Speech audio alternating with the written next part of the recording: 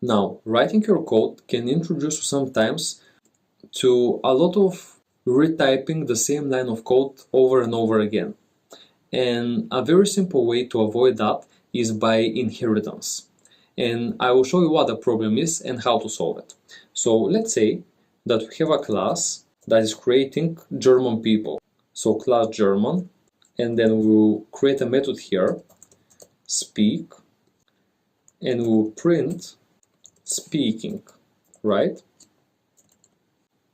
Then I'll create another class, and this will be called French, and I will write here def speak print speaking. So do you see where the problem is here? Well, here you basically have the same method in the two functions, so isn't it better to have the method defined only in one function and then simply send in some way to the rest of the functions? For example, if I would have a class here for 50 more countries, then this pretty much becomes a problem because you need to create the same method 50 times. So yes, there is actually an easy way to solve this. And this is by inheritance. So if I create another class, and the class will be called human, and I will simply copy and paste this method in the class human. So we have it there as well. So now, since the German and the French, they are both humans and they both can speak, what you can do is to delete this method from here and write in the brackets human.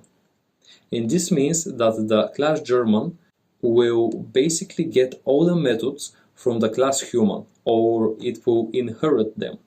And this you can do when you inherit the method of the class that is higher level than yours. So for example, you're first human and then you're German.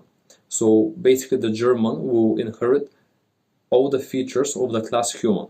But you can see error here, and this is because Python don't like when you don't add anything inside your class, and for that reason you can write here pass, which basically says that you should pass this line without any issues, and you can see that now our error is removed.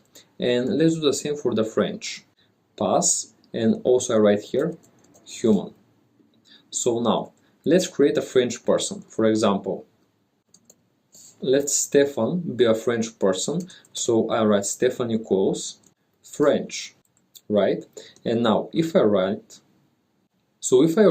Stefan and write a dot after that, you can see that we are getting the method speak as proposed, which means that we successfully inherited the speak method.